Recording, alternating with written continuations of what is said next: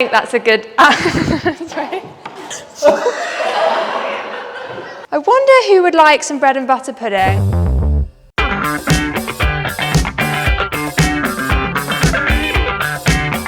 Hello everybody, welcome back to Kingswood Kitchens. My name's Ruby and today we're going to be making bread and butter pudding. But you know what we've got to do first? Let's go wash our hands.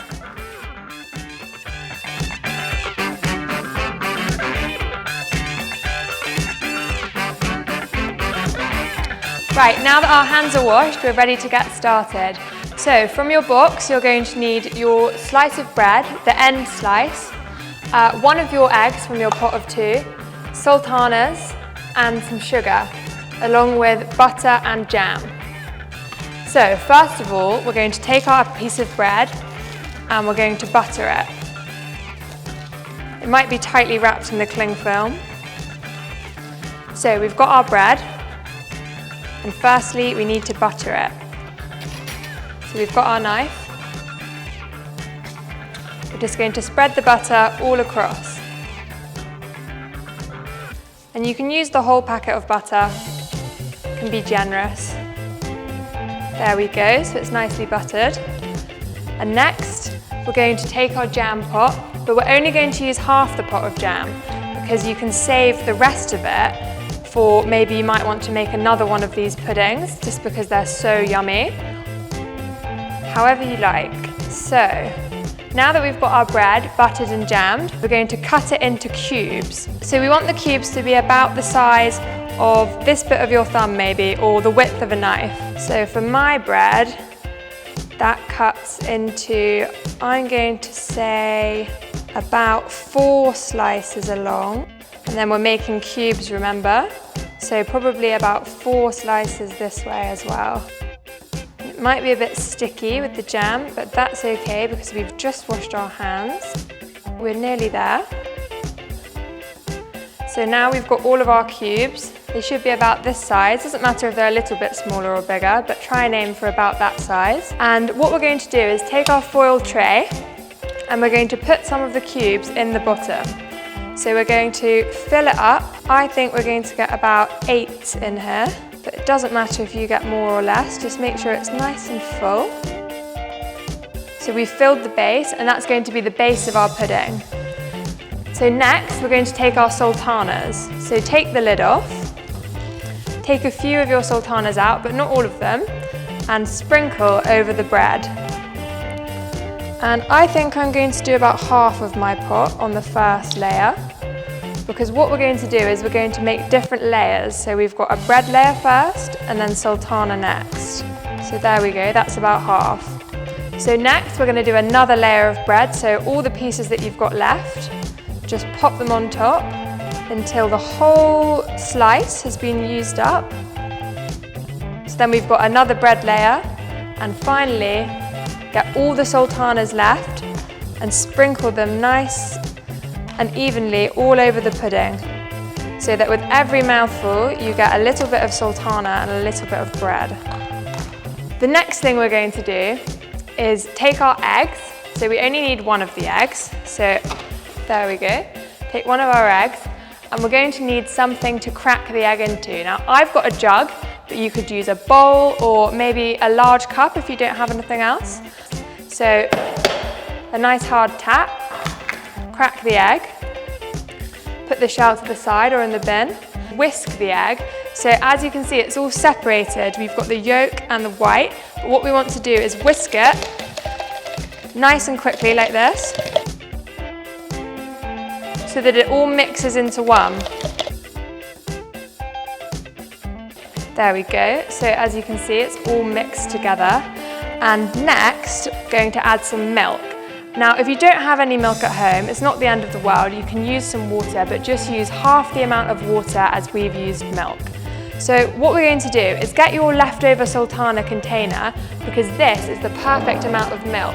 So we've got some milk from the fridge here, and we're just going to pour it up so it's nearly at the top. There we go, that should do.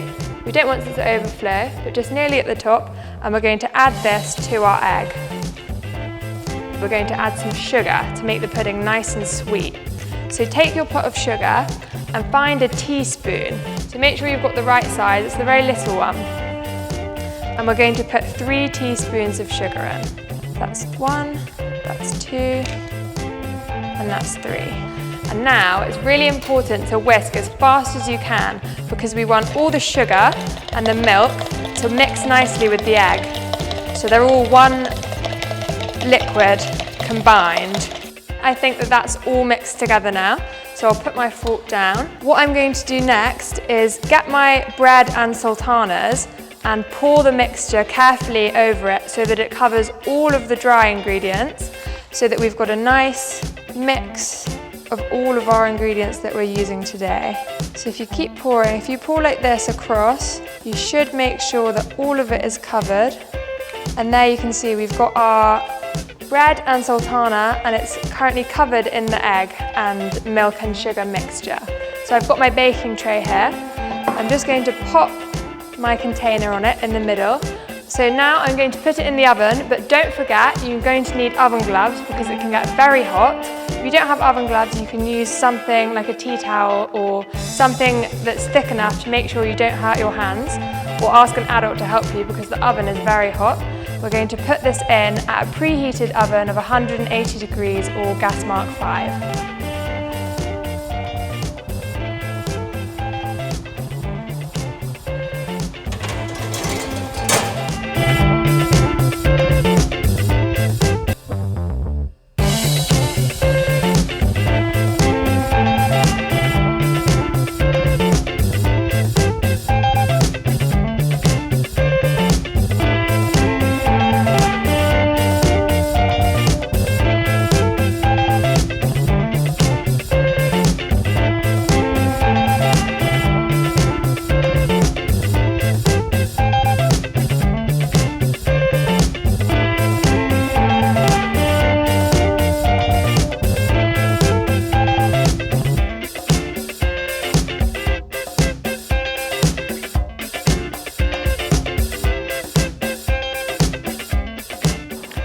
Okay, so our bread and butter pudding has been in the oven for about 25 to 30 minutes.